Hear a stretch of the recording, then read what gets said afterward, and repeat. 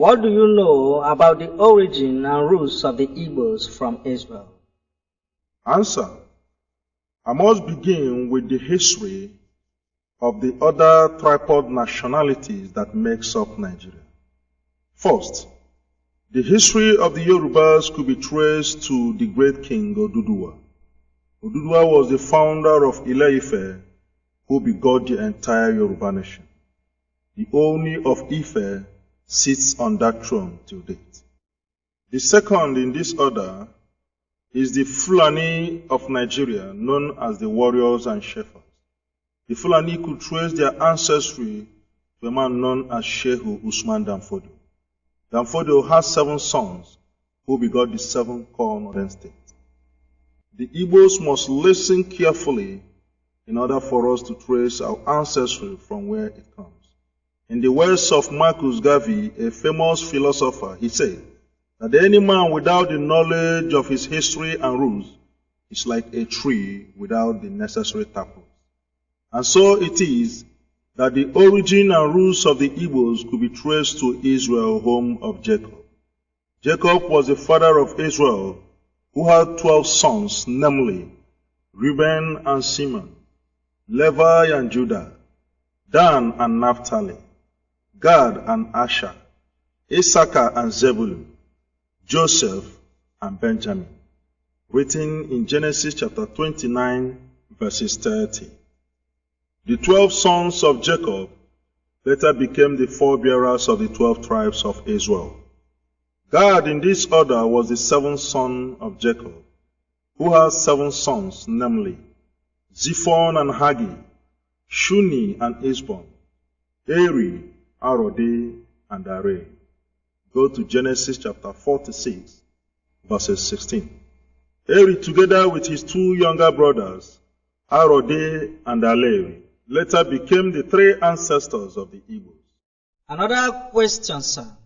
Can you explain why the 3 ancestors of the Igbos migrated to this place known as Eastern Nigeria, and in what year? Yes, I can explain.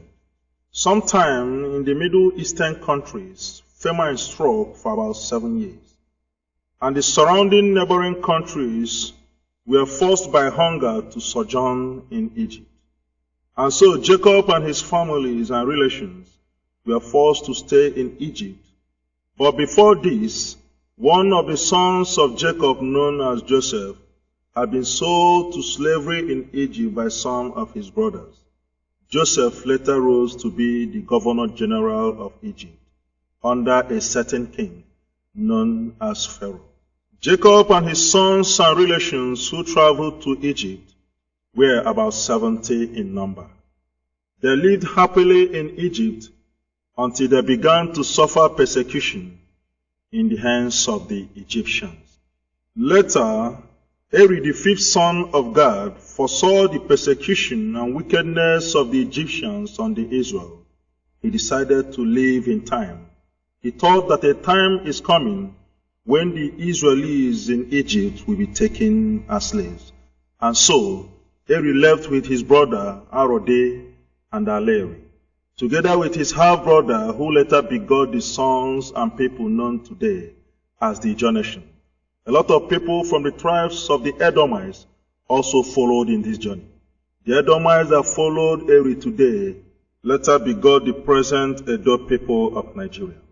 They made their journey through Ethiopia and Sudan and landed in Aguleri around the year 1305 BC. Aguleri is the first ancestral home of the Igbos. Another question, sir. What are the evidences that Eri and his companions first settled in Aguleri, the first ancestral home of the Igbos? The evidences that Eri and his brothers settled in Aguleri are many. There is a house in Aguleri today built by Eri known as Obugad. That house today is a temple and the house of Eri himself. It is still located in Aguleri, known purely today as a tourist center. There is also a Trinity tree at the burial place of Eri. These trees are 3, but strongly united by a single taproot. You can see them in Aguleri till date. Eri was a religious man, very strong and resourceful. He lived with his brothers so closely until they developed one culture and language identity for his descendants to come. This generation was later known today as Ndi Igbo. Later, his brother Arode and Areli dispersed to different settlements, making up the various towns of Igbo today. Eri and his companions were not dark in complexion. It is because of the hot climate here that changed their color to the present dark brown. Another question, sir. Can you point to us, sir, some of the descendants of Eri today? Answer. Eri, the first father of the Igbos,